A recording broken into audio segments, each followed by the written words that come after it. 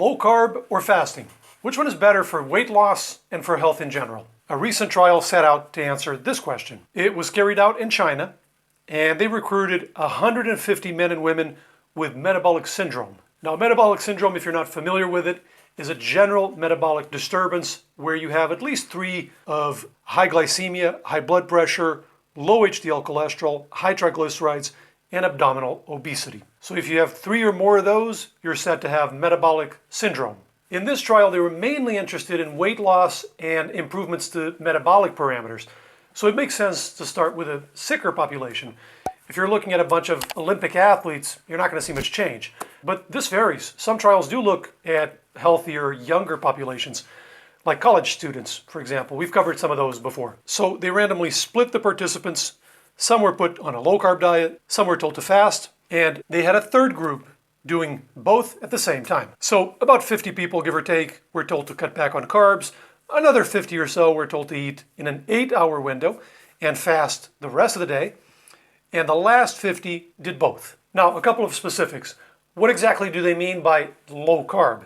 This is always a huge battle of semantics. In one published classification, low carb is considered under 130 grams of carbs a day, which is roughly 26% of our daily calories. And that's also the threshold the American Diabetes Association and other health organizations use. And very low carb is somewhere around 20 to 50 grams of carbs a day, or under 10% of calories. For reference, in the US, most people eat upwards of 250 grams a day. So this is not a small reduction. The low carb category would represent a 2-fold reduction, and the very low carb category would be a 5-fold drop. So they used that threshold of low carb and asked the participants to stay under 130 grams of carbs a day. I know that for some people that's not low carb enough. It has to be the very low carb range.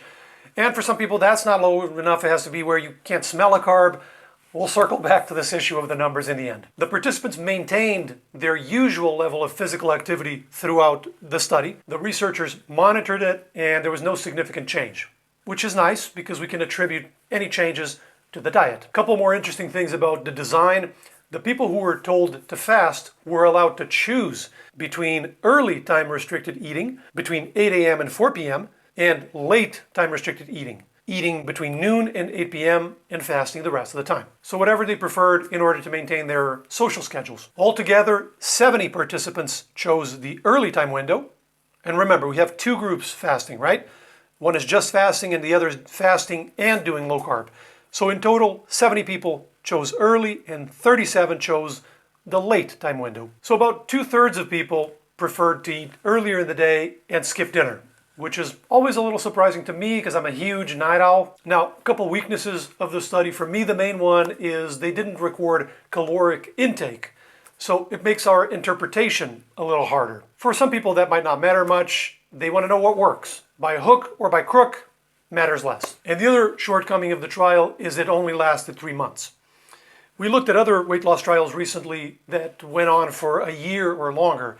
And the problem with these very short-term trials is that people usually lose weight initially, but then they plateau or even bounce back.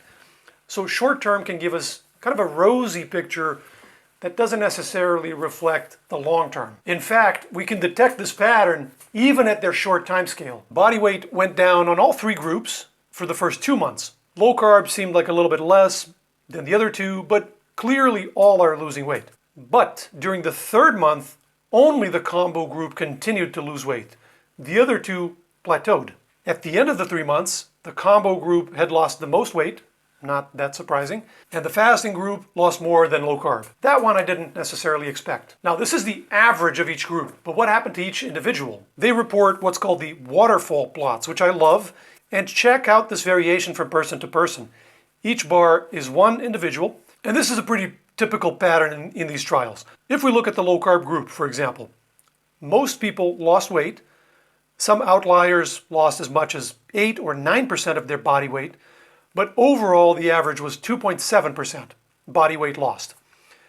Some lost nothing, and about 12 people actually gained some weight. This is why it's so crucial to personalize these things and not be cookie cutter. Similar pattern for the fasting group, but a bit more weight loss in average. This superstar over here lost 15% of their body weight, But overall, the average was 4%. And it looks like 5 people gained some weight. And then on the combo group, it was even more skewed. Average overall was 5.8% weight loss, and 2 people seemed to gain some weight. Other indicators of fat loss, like waist circumference, hip circumference, and body fat, went down on all 3 groups. One interesting finding was waist to hip ratio, which is an indicator of abdominal obesity. And only the people on the fasting group saw a significant reduction of that. They outperformed even the combo group, which is interesting. Now, as we all know, and you guys point this out in the comments all the time, and I love it, health is about a lot more than just sheer weight loss. So we'll look at other parameters. One thing that's really interesting, and it's relevant physiologically, is distinguishing between types of fat. So there's subcutaneous fat, which accumulates under the skin, and we all hate it, and we grind in the gym to get rid of it. And then there's visceral fat, which accumulates inside the body cavity, around and inside the organs. And that's actually the most problematic one, even though we can't see it in the mirror. So if we had to carry some extra weight, it's actually better to have it in the love handles than hidden, tucked up inside. That's the surprising truth of metabolism and physiology. So they measured these 2 types of fat, and the results are fascinating. All 3 groups lost subcutaneous fat, but only the 2 fasting groups lost visceral fat. So fasting alone or fasting plus low carb, but not low carb alone. Also, it was specific to the eating window. The people eating early in the day, the early birds, had reduced visceral fat and subcutaneous fat. Those eating later in the day had no significant reduction. In my face, I guess. Joke's on me. Next, they look at other metabolic parameters beyond weight and fat, like lipids, glucose, and blood pressure. Glucose may be the most surprising finding of all. Only the 2 fasting groups significantly reduced fasting blood glucose. Low carb alone did not. We'll come back to why. Uric acid was similar, only the 2 fasting groups saw an improvement.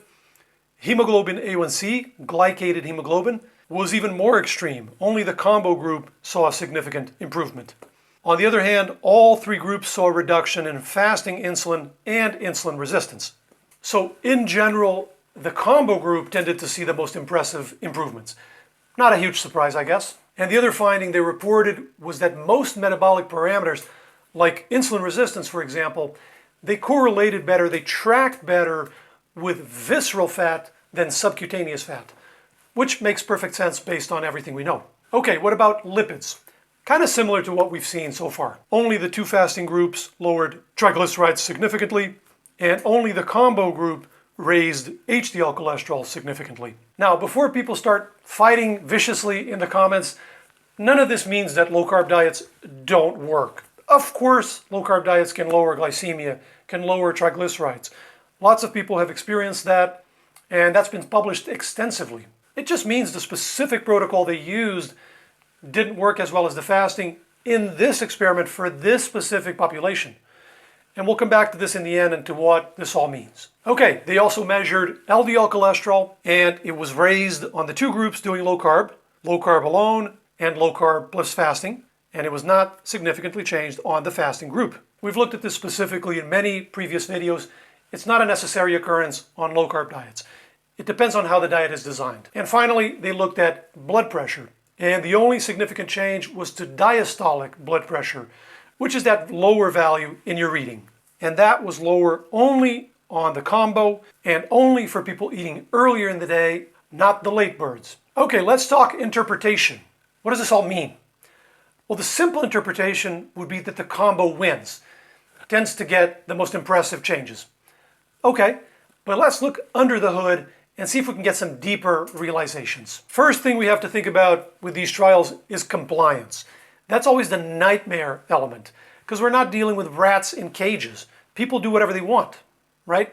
So you're trying to gauge compliance and then see what we can glean. They estimated that the people in the fasting group were compliant for about 66 days, average. That's out of 90 total, right? 3 months. So not amazing, not horrific either. 2/3 of the days they stuck to it. Low carb was worse, 55 days out of 90. So is that good or bad? It's more productive to think in terms of what we can learn rather than these simplistic labels. So it tells us that This population had a harder time cutting carbs than restricting their eating window. It also provides a possible explanation for why low carb had, in general, less impressive changes. No diet on earth works if you're not doing the diet. Remember, this took place in China, where the usual diet is pretty high in carbohydrate. So you're asking a Chinese population to not eat rice, not eat noodles, not eat dumplings, not eat rolls, not eat potatoes. It's not a small ask. In comparison, their baseline eating window was about 10 hours, give or take. So asking them to cut back to under 8 hours is not that big a deal. And finally, the combo group was intermediate, 58 days compliance. Okay, what about compliance for the two eating windows? Big difference there. For the people eating early, 61 days average compliance. For the late birds, 75. So in general, people found it a little easier to eat later in the day. So I guess I'm not that weird. It was also impressive that the early eating window had the best results in general, even though the compliance was worse. So if the compliance had been similar, the difference in improvements might have been even more glaring. Now, silver lining, 98% of the participants who completed the trial said they would be willing to continue on the programs. And that's both for low carb and fasting, so 98% each. So that's pretty impressive. Is it all lip service because they know the trial is over, so they're just going, yeah, I'd be willing to continue, sure. Probably not entirely, because it was lower for the combo group, only 82%. So the combo is more effective, but it's more of a strain to stick to. Make sense? Now, let's go back to this issue of the definition of low carb. Leaving aside the semantics, how much carbohydrate did they actually eat? The people in the low carb group ate less than half of the carbohydrate of the ones who were fasting. They cut rice by more than 50%, flour by more than 50% as well. Refined carbs like bread and cookies, they cut out entirely. So those are not subtle reductions. On the other hand, the average carbohydrate intake was between 140 and 150 grams a day. So most people did not stay under 130 as requested. So going back to that classification we saw earlier, I wouldn't in all rigor call this a low carb diet. Calling it a moderate carb diet might be more accurate. And this is something we see very consistently. It's not specific to low carb. We see this with low fat trials too. It's really hard to get a population to comply to these reductions, and the more radical the diet, the harder it is. Of course, we can always find somebody who's really motivated and really gung-ho. Some people even do better when something's really strict. They do better under pressure. But for a general population, public health-wise, this is a massive hurdle.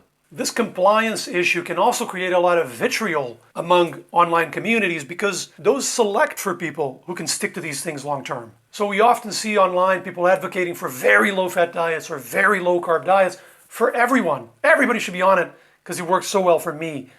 Yeah, but you're the unicorn. It's not the norm. It's very difficult to issue wide recommendations based on very strict diets. The other question that's really interesting is if there's a special threshold for fat intake or carb intake where if you cross that, you get some special benefits. With carbohydrate, there's the obvious threshold of ketosis in very low carb settings. So this really interesting trial compared a ketogenic diet to a low carb but not ketogenic diet matched for calories. So 5% of calories coming from carbs in the keto diet and 15% in the low carb non-keto. And both worked equally well for weight loss, fat mass, and a number of parameters. So there doesn't seem to be a special effect of ketosis independent from calories. But there's also a lot of evidence that ketones can help suppress appetite. So it seems to be one tool to achieve satiation. And certainly a lot of people report that keto finally allowed them to maintain a healthy body weight for the first time in their lives, and nothing else worked for them. And this issue of personalization is so crucial. If we look back at the waterfall plots, none of the three interventions worked for everybody. And all three worked well for some people. Look at the low carb data, for example. I'm pretty sure this person improved all of their parameters. They lost almost 10% of their body weight. They probably did have lower glycemia, lower triglycerides, lower blood pressure. All of these people did pretty well. But if we told everybody indiscriminately that low carb is the only path, or fasting is the only path, we'd be doing these folks a huge disservice. Even the combo wasn't great for a few people. And remember, this is only 3 months. The challenge is finding something that works for life. So if a low-carb diet works great for you to maintain a healthy body weight and nothing else has worked, I think medically the right advice is to stick to a lower carbohydrate dietary pattern and optimize it to fit your personal needs and to support long-term health. And on that note, we have some really exciting videos in the pipeline with guests who specialize on low-carb diets. We're going to cover tips and tricks to design low-carb diets to be as healthy as possible. So stay tuned. Let me know your questions below. Take care. I'll see you next week.